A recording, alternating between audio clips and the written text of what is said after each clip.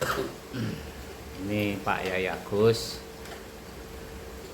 ada pertanyaan dari teman-teman dan saya sendiri ada unek-unek. Yai Agus ini kan dari kecil hidup di lingkungan pesantren. Tentunya kalau masalah agama kan sudah sangat pandai lah. Nah, sekarang ini kan marak para sesepuh-sesepuh kejawen mengutarakan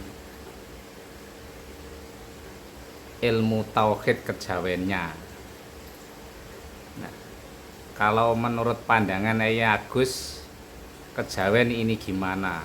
Soalnya kan banyak yang bertanya, kenapa ya kejawen itu selama ini kan dipandang sebelah mata, dan sekarang ini orang-orang kejawen, orang-orang kepercayaan ini izinnya sudah resmi, yaitu MLKI, Majelis Luhur Kepercayaan Indonesia.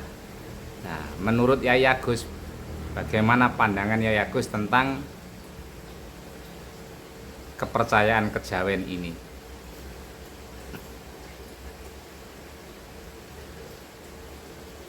Bismillahirrahmanirrahim. Allahumma sholli ala sayyidina Muhammad wa ala alihi.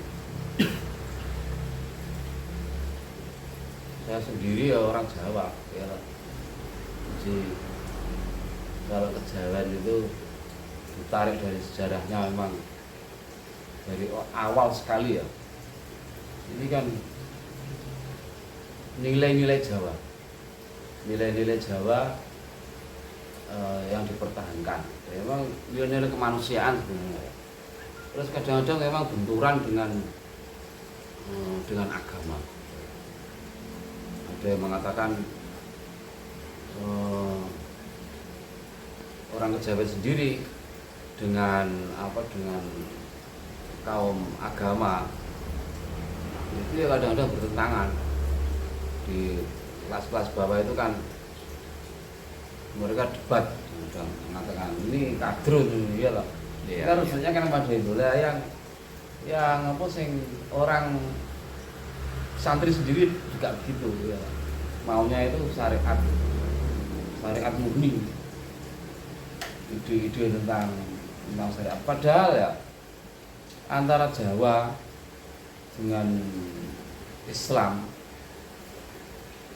itu kan persamaannya kalau kita gali ya itu kan mengakui nilai-nilai yang sama, nilai-nilai yang bagus ya. Misalnya kalau kalau orang Islam, syariat Islam mencuri itu buruk ya, orang Jawa dia bilang gitu. Jadi ada persamaannya. Nah, kenapa kok terus kemudian kalau kejawen ini gimana dalam peran kehidupan? Sebenarnya begini, kita ini sebagai orang Jawa kan juga punya nilai sendiri. Lalu kalau dari sejarah itu ada yang mengatakan kepercayaan Jawa itu kapitayan. Iya, iya. Jadi orang Jawa itu sebenarnya punya nilai-nilai sendiri. Terus sangat fleksibel. Ketika Hindu masuk, mereka jadi Hindu. Ya, Iya. terus Buddha masuk jadi Buddha. Ya, Iya.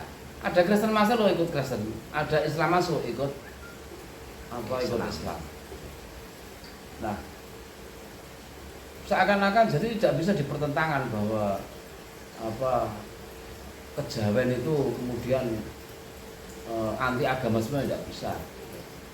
Nah, terus dari Islam sendiri, kalau saya pribadi sendiri ya, itu memandang bahwa kejawen itu sebuah nilai-nilai spiritualitas. Jadi bukan agama.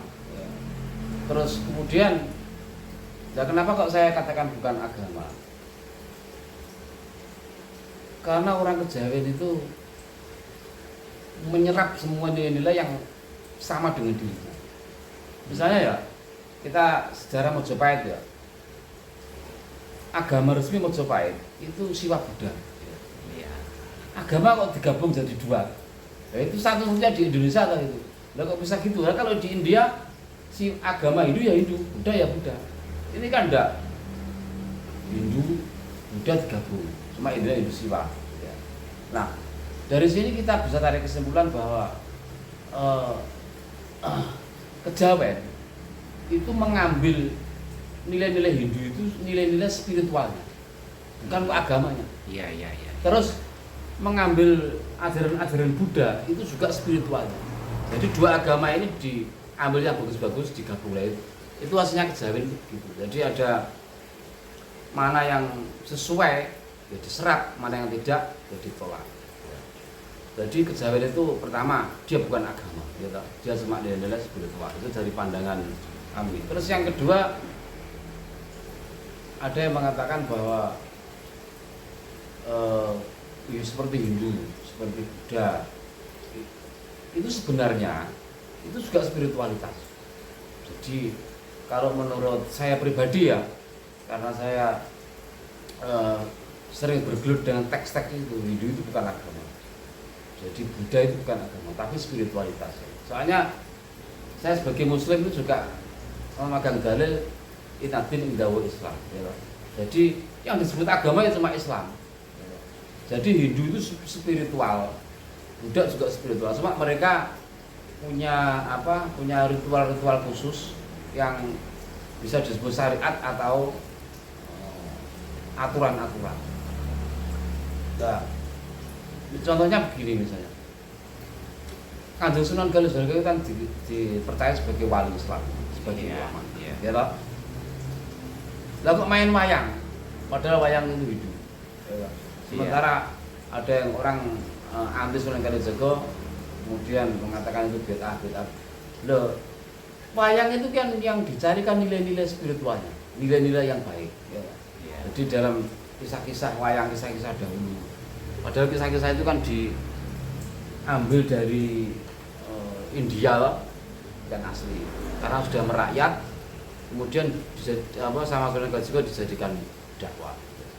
Jadi, nah terus Islam datang itu bukan kok merubah, yang betul bukan kok merubah atau menjadikan budaya Jawa sebagai budaya Arab, bukan. Jadi agama Islam itu tugasnya itu menunjukkan bahwa orang Jawa itu punya keindahan, punya nilai-nilai yang baik. Itu saja tugas Islam. Jadi bukan kok merubah. Jadi Islam itu datang bukan membawa sesuatu yang baru, tapi menegaskan mana yang baik, mana yang buruk. Cuma itu saja.